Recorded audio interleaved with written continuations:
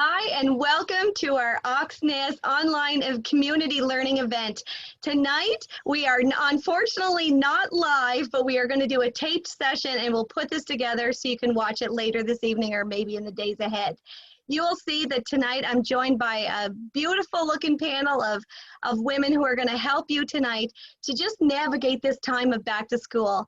This session was kind of birthed from a conversation that I had with Leah Hobbs, our Director of Children's Ministries here at Oxnaz. And Leah and I were talking about, these live events that we're doing, these community learning sessions. We've been doing them about once a month, and something a little different for us to do as the church, but really it comes from a heart that just wants to serve and speak into things that are happening around us in hopefully a very helpful way. So we have kind of put this together tonight, just recognizing that right now for families, this is maybe a tough time. There's a lot of choices, there's a lot of information, and this is a back to school like you've never experienced before. So I hope that tonight you will find that there's really helpful tips and tools and tricks that are going to help you through this time. We even put together a full resource toolkit for anyone who sends us a request. We are going to get these into your hands. And really, I hope that tonight you find this as a time of reassurance. Things are going to be okay, and that you find it a time of encouragement. So I'm going to kick it over to you, Leah. Can you let us know who we have on the panel tonight, and so we can get going?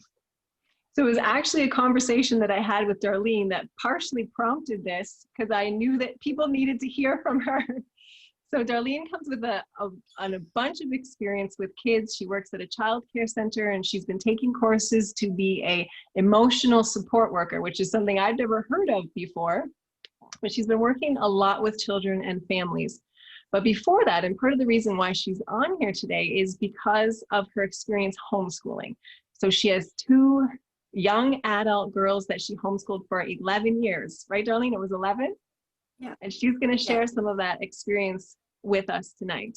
And we also have Kendra Higgs, who I have not had the pleasure of meeting in person, but we did get to chat last week, and I know she's going to have a lot of great things to share with you from her background, from her master's in marriage and family therapy. So she works out of a couple practices in New Brunswick, and so she's going to be sharing some of the things that really she's passionate about in her counseling ministry to families and to marriages and to couples.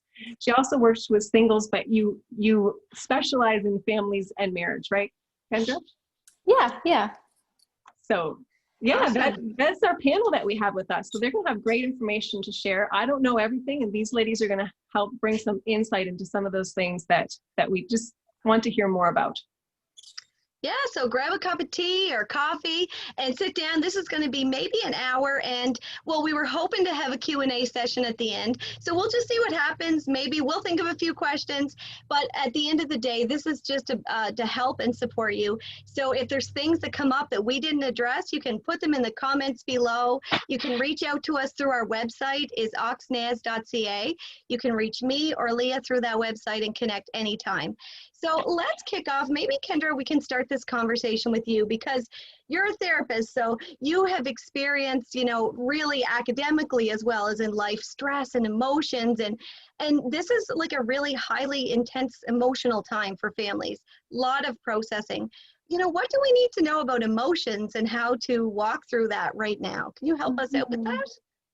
Yeah, and emotion is one of my favorite things to talk about because I think it's so misunderstood, I think. So we have a lot of narratives around emotion. So a lot of stories that tell us, which emotions are okay and which ones aren't.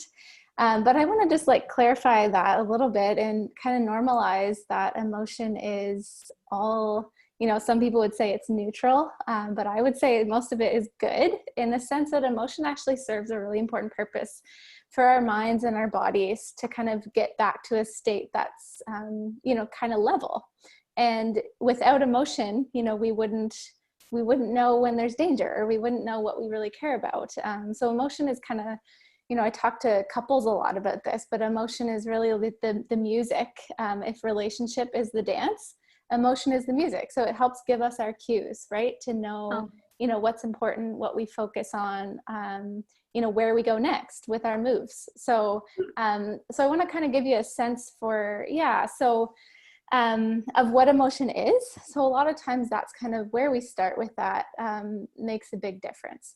So a lot of times we think one of the big misconceptions around emotion is that it's, we choose which emotions come. But actually what happens is, we take in information through our senses. So our, seeing, hearing, touch, all of these things, we're taking in information. And as soon as our bodies receive that information, we are triggered essentially to, and not in a negative way, but our bodies are just responding to what's going on in our environment. And that response is core emotion. So core emotion would be things like sadness, fear, anger, disgust, joy, excitement. And so when that happens, we then in families and in partnerships get an opportunity to respond to that. And a lot of times we hear things like, boys don't cry, or suck it up, or don't cry. This is not sad, or don't be angry, girl. Good girls don't get angry. We're nice and quiet.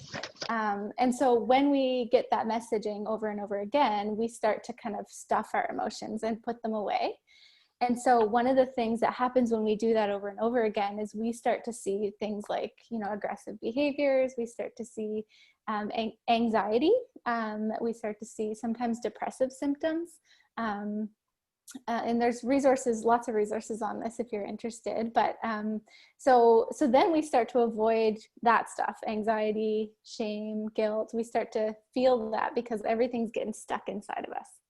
And so one of the things I would say, like just in this season and this time where we're navigating a lot of change as families, is to get curious about emotion, rather than, default to, trying to get rid of it. Can we get curious, starting with ourselves, like as parents, and as teachers and as caregivers, or, just individuals, like what can we learn from our experience of our own emotions? And can we get curious about, first of all, what that is? So what's going on for us? And can we kind of open-handed say, okay, this is what it is, and this is okay. From there, we can then manage our emotions, but we have to understand what's coming up for me. Can I put a name to this experience? And with kids, we really need to help them be able to do that. So if I was to give a practical tip with that, it would be help kids put a name to their emotional experience. And they don't yet know how to language it, depending on their age. When they're really young, they don't know, what to call it. But you might have an inclination as a parent or a teacher or whatever to say, it looks like you're feeling angry. Tell me about that. What happened? So we really need empathy and connection before we can kind of problem solve, before we can add, ideas or, those kinds of things, before we try to fix anything. So kids really need that. Does that make sense? Wow. So is it, Kendra, I'm interested as you say that, is it good for us to name the emotions? Is that a healthy thing to do, or is it kind of like putting a kid's feelings in a box? It's really important. Yeah. It's good to name them. Yeah, and that, that goes back to kind of our brain and how it's wired. So when we name an emotion, we're integrating both parts of our brains. And so when we help kids to do that, they're feeling the empathy of that experience, but then they're also putting meaning on that experience. So that left side of the brain that starts to make sense of their experience. So when we don't name it, it can be an overwhelming or confusing experience. But when it has a name, it then can have some meaning, and we can sort through what to do with it. Yeah, I was actually hearing somebody talking about something like that the other day, and I found it really interesting because they were talking about don't just kind of sweep it under the rug when we have this tendency to want everything to be okay. To identify it and to make it I like that you said be curious about it, but just like bring it out and then kind of navigate through that. Don't make it so scary to have a feeling or an emotion. That's okay. That's interesting. Any thoughts on that, Darlene? I see you thinking there before we jump to the next. What are you thinking? I was taking notes here. There's some great stuff I love. I think of the movie Inside Out, and just what a wonderful movie that was, of just helping people take a look at the emotions and just realizing that all emotions, that we do experience all emotions, and they're not bad. They're just an experience, but we got to figure out how to deal with them. So yeah, well said, Kendra. Great. I Yeah. love it. Curious, validate it, just be open and honest. Really good. Yeah, and actually, because you mentioned Inside Out, I was going to mention that too. Like, that could be, if you're learning to get curious about that, it's a great project as a family, is to watch that movie.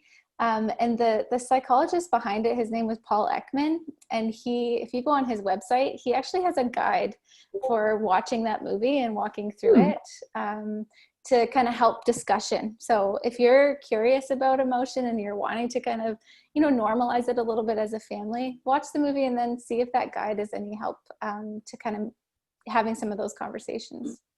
Look, I mean, we're to the first question and we've got great stuff. We're just like getting going. Okay, well, let's fire up the engines. Well, I have lots of things, but Kendra, as I keep thinking, a lot of times I feel like we react. So this is, families moving into this back to school, information's coming. It's all about like reacting. What if we flipped it the other way? How could families today be more proactive as they look at this back to school season? And what would you say to that?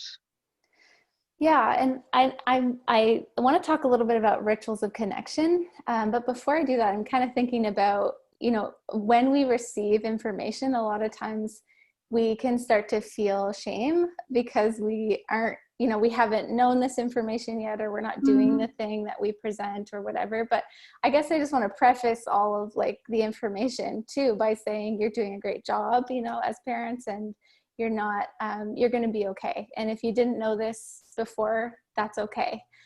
So just be aware that sometimes we start to feel shame, and then that's where we again can go back to like, let's get curious about this, and can I be more compassionate toward my own self as I navigate some of this? But yeah, so rituals of connection are basically they're anchor points throughout our week. So as you go into a new year, it might be worth, having a little sit down with your partner or your spouse, or just your kids if it's just you, and figuring out where are the points throughout our week that we're going to be able to connect and see each other, so that we can avoid, having a week where our only reference for our spouse or our kids is in passing, or, our only conversations are around the dishes or chores or homework. So rituals of connection are those moments or those points throughout the week where we are, we're connecting, we're really seeing each other, we're connecting for the sake of relationship. There's kind of elements to this would be predictability. So a ritual is predictable. Connection, like we talked about. So it's about being together in a unique and kind of particular way. It's identity. So it kind of points to like, this makes us us. This is the we. So a ritual kind of gives us a sense of we-ness. And then it's also a way to enact our values. So if we determine as a family that being outside is a value of ours, one of our rituals might just be, spending time outside for 20 minutes a day together. So rituals don't need to be like this big event. Yeah. So sometimes it can be supper time, which I know is sometimes complicated too. One of the things that my husband and I practice, for example, especially when we're busy, is just sitting down face to face for 20 minutes. And sometimes he even sets a timer. I'm okay with that because I get 20 minutes of his time where he's not distracted by anything else. And I just get to tell him what's going on, and he gets to tell me what's going on. So, 20 minutes isn't long throughout the day, but it gives me a chance to say, I know that, even though I might not see my husband the rest of the day, I'm going to get those few moments where we're saying, hi, what's going on with you? And we're not trying to make plans. We're not, worried about our grocery list. We're not worried about work, but we're just kind of face to face with each other and checking in. And so, your rituals might be as a whole family. It might be one-on-one with one of your kids or all of your kids. It might be a couple thing. So rituals are really like wide and varied, but those kind of 4 things, you know, it's predictable, it's connection, identity, and values are the pieces that can help guide, you know, what do we want to do for our week or our year or our month for this kind of point of connection. Does that make sense? I love it. I'm my brain's just going. I'm thinking of my family and all of our things that we like to do that kind of, like you say, make us us. Yeah. And maybe I never thought about how that probably brings some stability to the family if there's something that's predictable and some time that's intentional. I like it. Yeah, which will help with the emotions too, because then everything, there's a place where you can be yourself. You're with your family, like your tribe. You're saying you have those values and routines that you do. So yeah, exactly. So Kendra also has linked some resources to us that we're willing to share, but she has some guidelines for putting some of these things into practice as well that we'll link in on the chat when it shows up. But what one tip would you give that you think families, a practical thing that families could be doing starting now?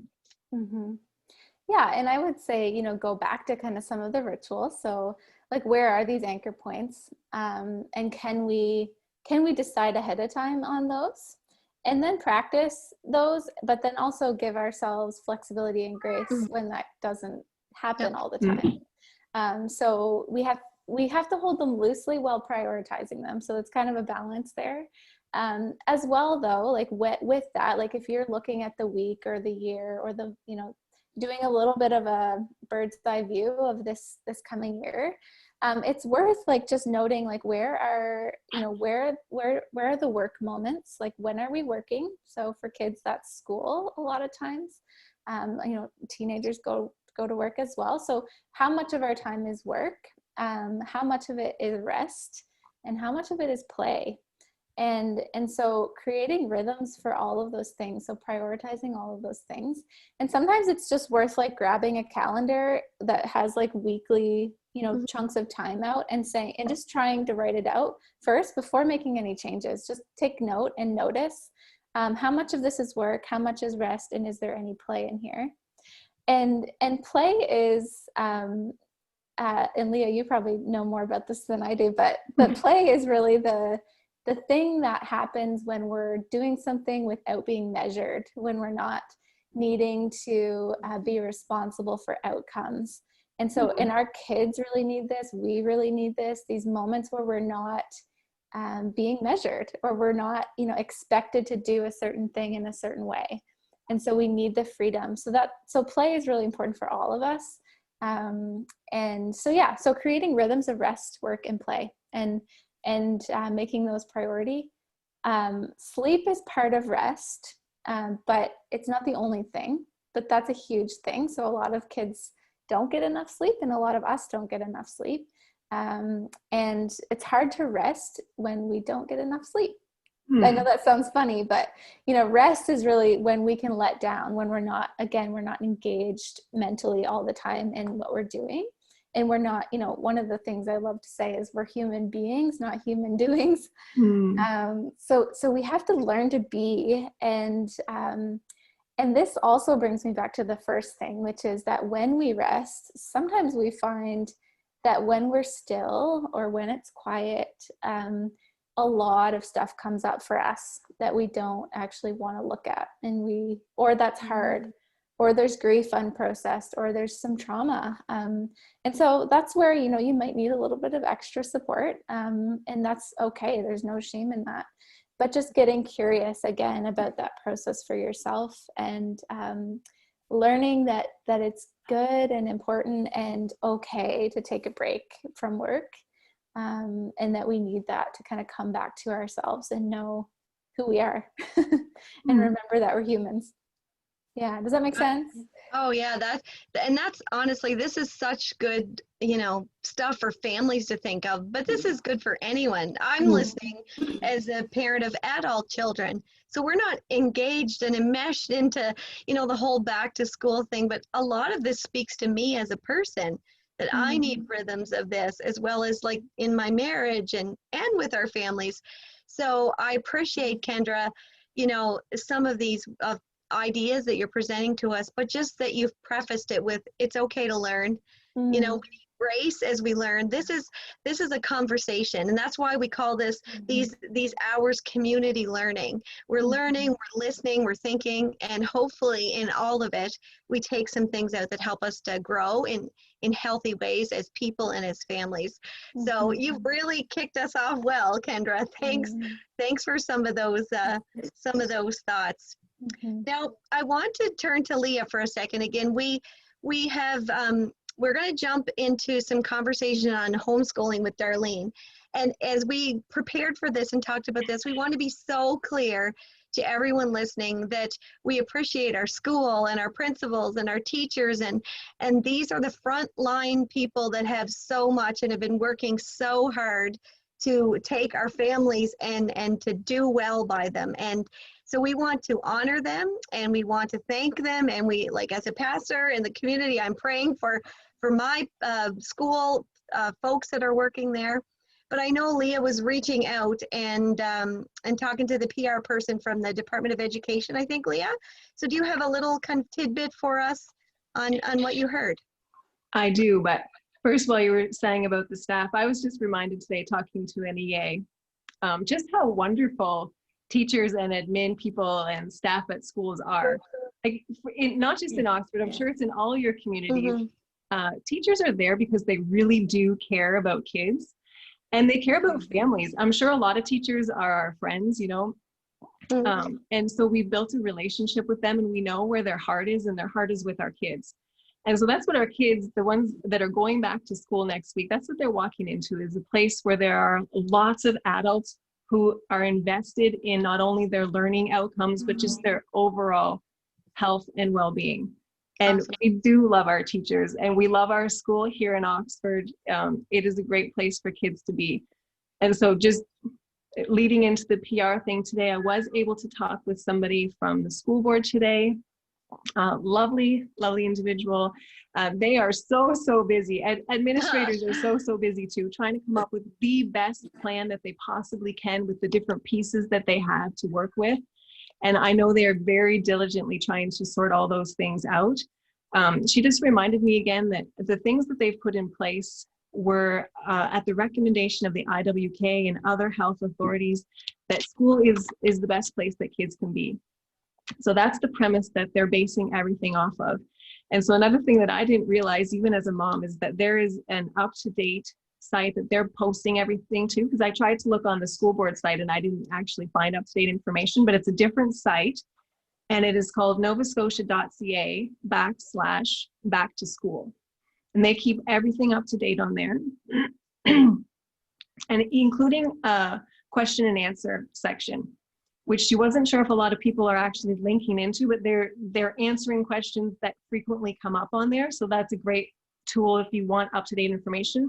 And I just read in my email today, and she confirmed that tomorrow there is an announcement going out to parents and other people in the education system that's coming from Dr. Strang and Mr. Churchill, just an additional update to things that have been happening, and that's at 2:00 tomorrow. So, and in her words, she said, "We've got this." So they really are doing their best, and she said, "We've got this." So awesome. So let's be a community that, like, no matter where you're listening from, that you're thinking about, you're encouraging your teachers and all the kids as they go back to school. And so now we're going to kick it into Darlene. And again, I just want to be so clear that we are not in this conversation advocating, for school or homeschool, but recognizing that some parents are choosing to homeschool, some are trying to think about how they might do that, and others are preparing their kids to go back to school. So in acknowledging that there is all of those parents out there, we wanted to hear from Darlene to help those parents. Now, Darlene, you have experience and you have passion for what you've done and how it's benefited your family. So I wanted to, maybe for the listeners that are thinking, is this for me, and could I do this? I wanted them to be able to hear from you and, well, ask some questions, but we'll have to leave that. But Darlene, just start us off with, if a parent is feeling the best thing for their child right now is to homeschool them, where do they start? What do they do? Okay, well, I do want to reiterate what Leah said. Our children went to school for a couple of years, and I was there weekly to help the teachers, because really teachers are there because they're passionate and they love our kids and care for them. I have a lot of teachers in my family and really, really good friends, and I know that they are working so tirelessly. And our decision to homeschool was just a private decision that we made years ago, and it had nothing to do with the school system itself. It was just a family choice. And we loved it, and it worked out great for us, but it doesn't work out great for everybody. But it did work out really good for us. So I really support the school system, and a lot of family members that are teachers, and they are working really, really, really hard. So hats off, guys. So where to start? If you're feeling apprehensive about sending your children to school, that's okay. Number one, we do have to trust our school system. And we do have to know that if we do decide to keep our children home, that's okay too. Even if school gets up and running, we still might see little closures happening here and there. So we also want to be prepared for those closures. So we kind of want something set up. So today we'll be able to talk about how to set something up so that we can cover those bases on the merit that, you know, our children may be home for little sessions of this school year, and that way we're not going to miss any gaps. Or if you decide to keep your children home all year, then this is somewhere great place to sit and chit chat and figure out where to begin. So on the resource paper, there will be there's an address on that you have to register our school. You have to keep your school posted on what you're doing. Don't just go and keep your children home and not let the school know. The government records have to keep a very tight track on what kids are being homeschooled and what kids are doing half and half and what kids are fully in school. So be sure to keep everybody posted. So when we look at schooling education at home, it is basically, we ran our homeschool the very same as what public school was run. We got up at 8 o'clock or 7 o'clock in the morning. We met in a study area, and I'm going to explain what that means in a minute. I'll come back to it. In the study area, we did math and English and history and science. There was music and gym, like you encompass everything so that everything is covered. So when I come back to a study area, that's just a study space. And think of the S's. I have lots of S's that I'll be throwing at you today to help you remember. A study space is just, you know how you have your special space in the house that you go and you have your lamp, and right, girls, you all have it, right? Totally, I totally have that. All right, your children need to have that space too, but it's not good for that to be in their bedroom. It's good for that to be in a family shared space so that you're there. You can come over and sit down beside them, that they know that you're there for questions and just to have that support. Plus you see what they're doing and you can add to that.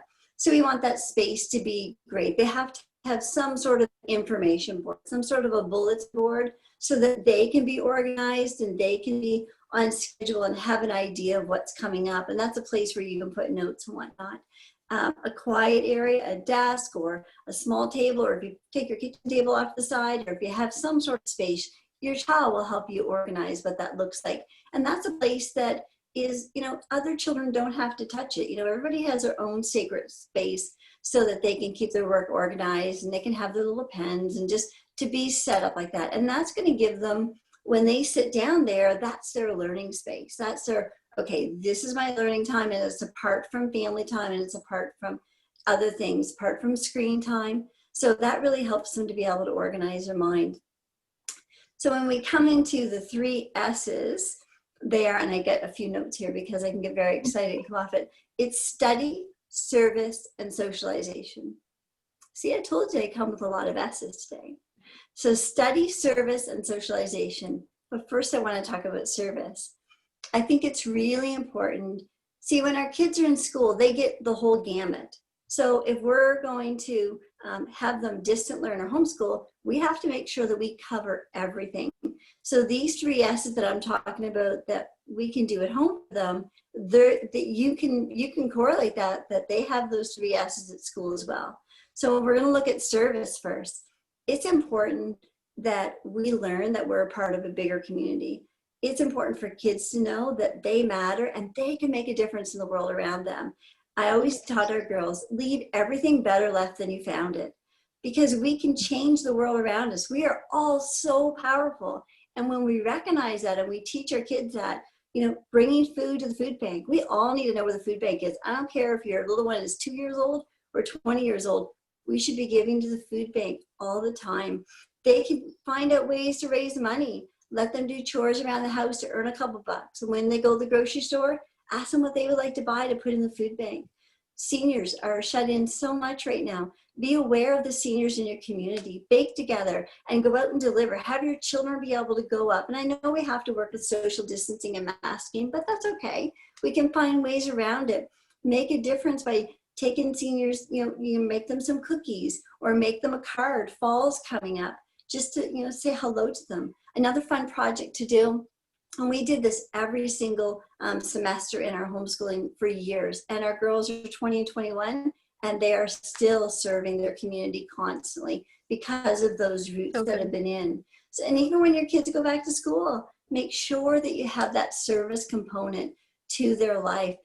And so one project I want to challenge everybody to do is I want you to find a neighbor that struggles with cleaning their doorstep off. Ask your children and family if they can commit to looking after that one neighbor's doorstep every time that it storms. But that means that your child pays attention to the weather, they pay attention to when it's slippery out, and they are responsible. Look at the value and the learning of what they're being responsible to know that they can leave the world better left than they found it. Love it. So that's service. And now let's go to socialization. And I know this is a big one that everybody gets scared of when they're children. And I know we just came through a time of quarantine. And guys, it was really difficult. Don't underestimate the impact of that punch. We always say, what's a word picture to describe it? I felt like a mountain landed on me. It was tough. It was really tough not seeing the people that we love. And I love so many things that Kendra said, like we need to take really, really good care of ourselves, and we need to recognize what we've come through and make those points of really getting ourselves mentally well and healing from this. So when we look at socialization, I'm just going to read a little something here. Socialization is simply the process that allows an individual to learn values, language, culture, and behavior and social skills that allows them to function in a community. That's really action-packed, isn't it? So socialization happens in many formats. Yes, it happens at school. That's just an itsy-bitsy part of it. And I love when they're with all their kids of their own age, whether it's school or a baseball team or basketball team or 4-H, whatever it is, because children are really good at sharpening the edges with each other. If I sit there and pick my nose, somebody's going to give me the eye, and I'm going to be like, oh, that's not socially acceptable. So it can trim off our edges a little bit, and that's really important for as we grow, that we don't struggle with social awkwardness and in jobs and in relationships and that. And they're really important because they cause a lot of problems later. And we think of when we take our children to the grocery store, there's social etiquette that needs to be followed. So a lot of it falls on you parents. And that's really awesome because you get to help trim them in. If we just had school and we didn't do anything at home, we would see some gaps in our children's socialization. So school is such an important part of it, but there's so many other things. You know what's really valuable, moms and dads and granny and grandpies and everybody, is that when a child is taught how to talk to a senior, how to walk slow, be gentle, talk a little bit louder sometimes, but to communicate, good eye contact, good physical posture, and being out around a senior and talking to them, to be able to talk to things that are relatable with seniors. And then in the same moment, to be able to go to a 2-month-old baby, to be gentle and quiet and easy and to know how to interact. So socialization is so many components, and we get to add so much into that. So when your children are home, guys, that falls on you. So that's something that we don't want to miss. We want to make sure we get our kids out. We get them go for a walk in the park where they don't have to wear their mask. Help them to learn to navigate the world around them. In the same time, I love so much that Kendra said, help them to explore who they are, help them to explore nature, and just to be really present with themselves. So that was service, socialization, and guess what was left? Who remembers? Study. Study. That's right. Study. Yes. Leah wins the prize. And I had a treat to give out. Rats. So back to the study, curriculum is really important, and our teachers have worked so hard, and our government and the IWK have worked so hard, everybody doing their own part. How do we keep kids safe? What's the curriculum to correspondence in case we all get sent home on shutdown again? We hope that doesn't happen, but in the event that it does, we have to be prepared. So this is what a part of what this is about. So there is online sites that our Nova Scotia government's put out, and I know each individual school district, so I've navigated a way through it, and you know what, it's really good. They did a great job. Now I think some individual classes will be doing some Zoom calls and things like that. So in the event that your kids get not sent home for a couple of weeks as they go through their, you know, little separate shutdowns that we might go through, just stay really on top of the Zoom calls and help them get good lighting and good conversation going and being on that. Make sure they have their materials to be able to work through that. Now, if you're thinking of bringing your children home that you want a curriculum for them, in the resource page, I have lots laid out. But some things when you're picking curriculum is to remember that just because your child is in grade 6 or 7 or 2 or 3 doesn't mean they're at that level. Sometimes they're above that level, and sometimes they're a little bit below that level. That's just a level that grades have been made up so they can block up material, but that's not always exactly where your children are. So be sensitive, have good conversation with your children, and find out where they are in their learning. Find out what struggles they have. This is a wonderful time to help fill in the gaps of the foundation of their education. See what their interests are. Help them be a part of picking out a language program. There's absolutely, I cannot tell you, and when we started homeschooling, oh my goodness, I guess it'd be 13, 14 years ago now, it's there. I was blown away with how much accessibility there is to great curriculum that is very customized to your kids. Ask somebody, find somebody that can help you navigate through that. I can help you navigate through that. I know that Oxnaz Kids is doing some things that they're gonna be able to be a support to help you gather that information. And parents, don't worry. You know that you're gonna be really shocked at this. I was 19 before I became a fluent reader. Isn't that crazy? I had dyslexia and it went undiagnosed and unnoticed for many years. And I really struggled, and it affected many, many areas of my life. So one of our daughters has dyslexia, and she's actually almost completely symptom-free because we found the right program that worked for her. And she's an absolutely phenomenal reader, and she's an artist, and she's so creative. It's just great. So yeah, you never know that now, but it's, so really get to know your kids and know where they are. I love that, Darlene. Just the encouragement as you speak those words, just like Kendra did. It's, you know, it's not so black and white and so clear. I mean, Yeah. our families are unique and individuals, and we need grace. We need to learn. Like, and I just want to say that to anyone who's listening right now. There's no right or wrong, and that is even the whole heart behind all of this whole conversation. It's just that, you know, we need each other, and we're in it together. So I love all those. And Darlene, even as you gave your 3 S's. The study might have been kind of really the only one dynamic I was thinking of. So thank you for expanding that there is much more than just study. And I know certainly our teachers know that there's a lot more than just that, but you know, sometimes we forget that it's the bigger picture. And so I also liked when you talked about socialization, because I know that one concern that I've heard in my life is that, oh, well, if you homeschool your kids, maybe you have a strong feeling it's right for them even now or even for a short time, but you feel plagued with guilt, like I'm going to ruin their life and they're not going to have any friends. But I feel like you covered that so well in talking about socialization. And do you have anything more to add to that? Or I do. It's really important. So when it's very traumatic. So that would be the same, Jodi, if I removed you totally from your social group. If I think of it, if I took you out right now and I just kind of put you on a little island by yourself, you would feel really lonely. You would be wondering, what are your friends up to? And another big fear you'd have is, oh my goodness, like, am I still going to have a friend? Maybe they're not going to want me when I come back, or maybe they might change, or maybe they're going to find another friend and they're going to leave me. And I spend a lot of time working with kids, and this is a huge stress. This is a huge stress.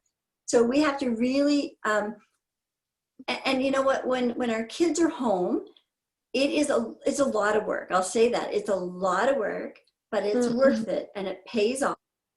But you really have to make the extra effort and be very intentional about making sure your children have a friend bubble. So talking to that family, saying, look, you know, we have some COVID concerns in our family. You know, maybe you have an auntie that is sick, or you have a grandparent that's living with you. But what is it that we can do to make sure that our children get together as friends? Even if some of those kids go back to school and your children decide to stay home, or you decide to keep them home, make sure, parents, important relationships are super important and very traumatizing if children feel the fear that they're going to lose those. So really work hard to get together. I don't care how you do it, be creative, just make sure that they don't lose their friend connection. It's crucial. Awesome. And that's even all these things that you're saying, Darlene, they absolutely apply to the parent who's kind of figuring out this whole, do I homeschool piece.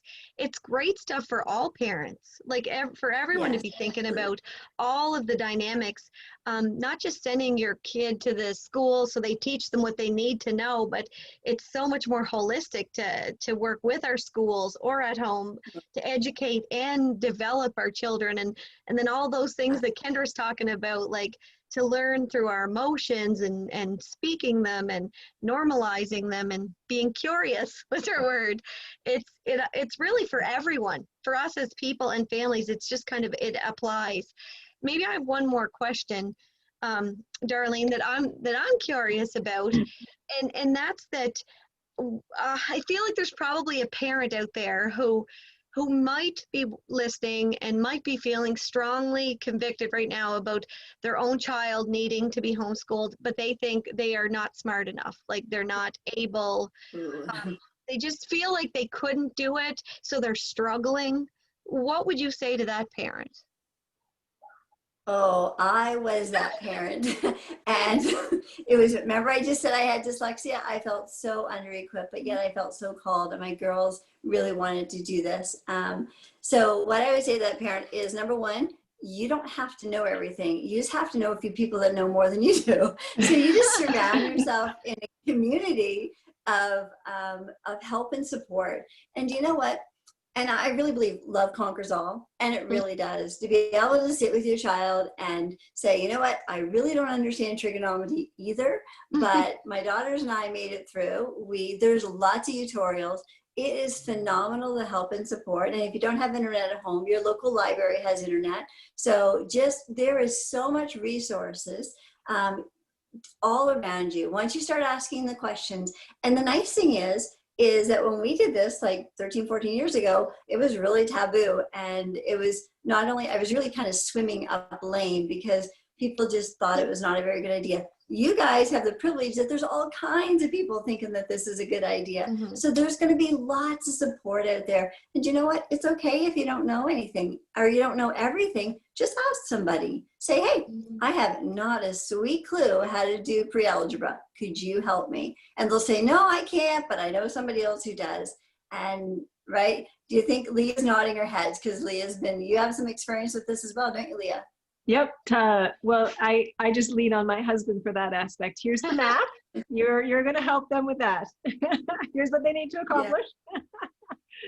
Yeah. So we homeschooled for a couple of years ago when our school had some building issues. And so the 7 o'clock in the morning thing, that was not our routine. This was our chance to kind of have a more relaxed morning. So we usually slept in that year.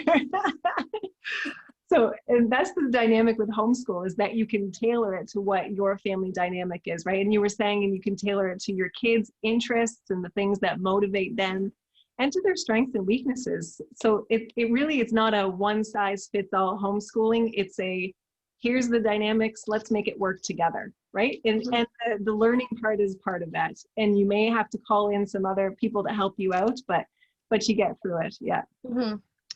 So Leah, you and I talked and with Darlene, why don't you share with everybody the good news of how you're going to be able to support and take this conversation a little bit farther. I'm going to let you launch that little announcement. Yeah, so Darlene has graciously offered to support others who are thinking about homeschooling or have questions about it. So she is willing to have a Facebook community that comes together that she can kind of field in and be a support and a network to. So we're going to put that up on our Oxnaz Kids Facebook page in shortly, not tonight, but we'll get that up there. And so if you're interested in pursuing this homeschooling thought further or gaining more information in case your kids do have to come home for a period of time because there's a situation with another student in the classroom or whatever, then you'll have some tools that you can access to do that and feel more confident about doing that. So join our Oxnaz Kids Facebook page. It's a group. If you ask to join, I'll accept your request, and then we'll give you a link so that we can access Darlene's wisdom in more depth on there as well. So that's a really great offer. So that's our heart. I mean, that's what we're all about. And again, just for one final time, I want to say it. We are not pushing for anybody to make a decision in any direction whatsoever, but we're just acknowledging that the reality for some is going back to school and stress, and we're trying to speak in and encourage in that area. And for some, they are trying to figure out what to do around homeschooling, and so we want to offer help. So yes, this was to be aired live on our Oxnaz page, but we are found ourselves with technical difficulties, so it will go up as a recording. But I want to make sure to invite all of you to like our Oxnaz page. And within our page, you can look and see there's groups. So we have a youth group, we have a devotion group, and we do have Oxnaz Kids. So if you have a family, that is a place you want to be. Leah, she really works to support the family. She does story times on Monday nights. She does boredom busters, fun competitions, crazy pictures. Oxnaz Kids, I bet you it's the best group on all of Facebook. So if you want to be on that group. And a couple of things I want to say before I forget, and then we're going to go around to hear kind of a last word of encouragement from everyone. But I want to just tell you two exciting things. So first of all, we have put together, from Kendra has shared some resources, and Darlene and Leah has found some. We have books that you might find interesting. There are websites you can go to, upcoming events, toolkits and little sheets. We've made a full toolkit of resources. And so I want to tell you, how do you get it? It's really simple. Make sure you're liking our page and put a comment in this video just saying, I want the resources. And if we see it, we'll connect with you, we'll get your email, and we will make sure to get those in your hands. They will be very valuable to you as you navigate as a family and as you move forward. So we are happy to get them to you. Just simply make a comment. And if for some reason you're seeing this somewhere else, you could always go to oxnaz.ca. That's our website. There's lots of ways on the website to connect with us. So if the Facebook comment doesn't work, just go to our website and ask for the resources for the parents. We will get them into your hands. And lastly, if you are interested, we have just a desire to bless you. So we're giving you all this information, and we have all these resources to give you in this conversation. But we wanted to bless one family tonight with a little extra time. So Kendra is going to open up for a virtual meeting for a lucky family, just to kind of unpack some of these ideas a little bit further. So how can you get a chance at that? Well, all I'm going to do is we're going to leave it probably for about a week so everyone gets a chance to watch, and simply make sure you've commented. So if you've commented for resources, or if you've commented a question that you would like us to get back to you with an answer on, as long as I see you in the comments and you like our Oxnaz page, you will be given a chance to be in that draw for a little extra time. We want to bless your family. So oxnaz.ca, like our page, Oxnaz Kids Facebook group, follow it and give us some comments. And if this has been helpful, make sure you give us a thumbs up and share it. I just want to encourage you to find a family that you know is a friend of yours, and they're like, what is happening right now? And just share this little bit with them. Maybe there's just little something that will be an encouragement and really help them out. So that's kind of how we're going to do that. And now let me sweep around the panel. We're going to ask each one to give you just a final, if I could ask each one of you just a final word of encouragement for the families that are out there today. Who wants to start? Or do I get to pick? We're going to go back to you, Kendra. You started. We're going to hit you first. Do you have a final word of encouragement for the families today, Kendra? Yeah, I think I would just say, like take care of yourself, and you're doing great.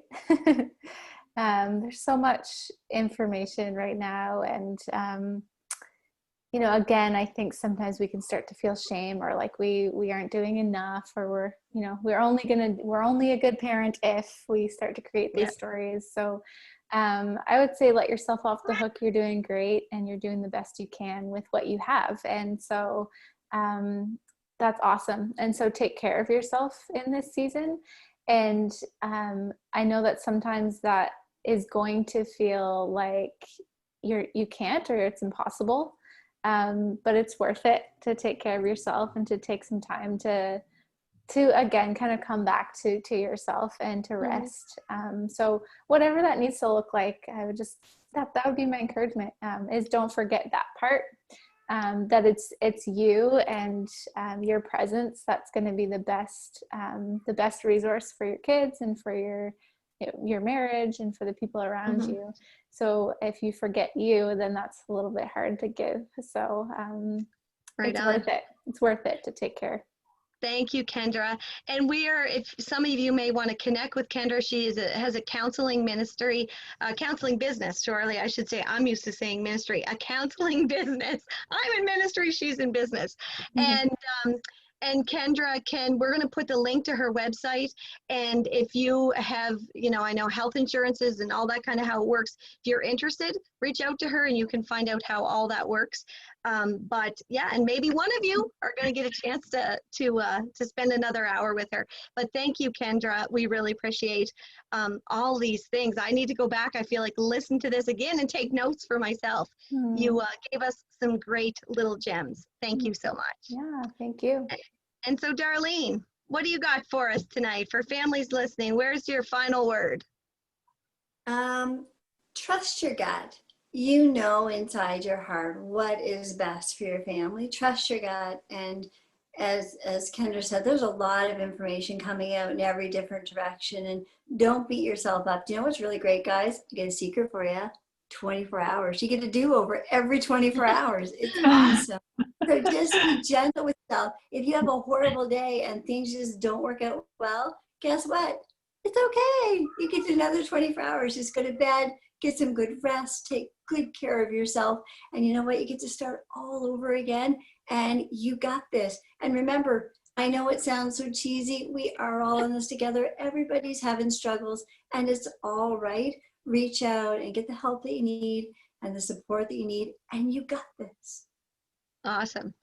Well, she stole mine, so now I've got Leah. While you're talking, I'm gonna you got this. Well, I actually was thinking of something when Kendra was speaking. It's not something directly you said, but you got to fight the urge to compare your family or your approach to those that you see around you or on Facebook, because your dynamic is going to be so different than what you see around. So, and like Darlene was saying, you know in your gut what's best for your family and for your household. And if love is at the center of what you're doing, whether you send your kids to school or keep them home, then you and your family are going to be able to get through this together. And it will be a positive experience for your kids and you, or a more positive experience if you're not comparing to what everybody else is doing, but you're focusing on them and what you're doing. So that's what I would say. But I really do appreciate the wisdom and experience of Kendra and Darlene coming on, because now I have a little bit of a fresher perspective of the next little while as well. We have one that we're sending to school, and we have two that we're keeping home. So we're going to have a really interesting dynamic at home that we'll have to practice a lot of these tips and resources with, for sure. Awesome. Well, it has been fun, and I guess if I was to say really where I land tonight, it's just that in all of this, we do grow together, we learn. There's no right, there's no wrong, there's no I've landed or I've arrived. It's a journey. We need each other. Just keep loving each other, love yourself, and don't do it alone. And just day by day, step by step, one day at a time. And I guess as Darlene says, each day we get a do-over. And from a very practical standpoint, I guess I would say stay as much as we can, just be real and be authentic with our families. That being authentic and being real is so near and dear to my heart. We don't have to tell our kids everything, be sweeping far to one side. It's all okay. There's nothing. We can't, that's not real. And we can't promise everything. And we don't have to go all the way to the other side and just be absolutely like destruction, is coming. Just be real about the fact that we have questions. And I love those words like be curious and explore, and just be who you are as a family, but don't stay there. That's my passion, is let's grow from where we are and let's do it together. So I hope you found this encouragement encouraging to you tonight, and you received some encouragement and some reassurance. You will be okay. And like I said earlier, please connect with us. Reach out anyway through the website, in the comments, but we want to get these resources into your hands.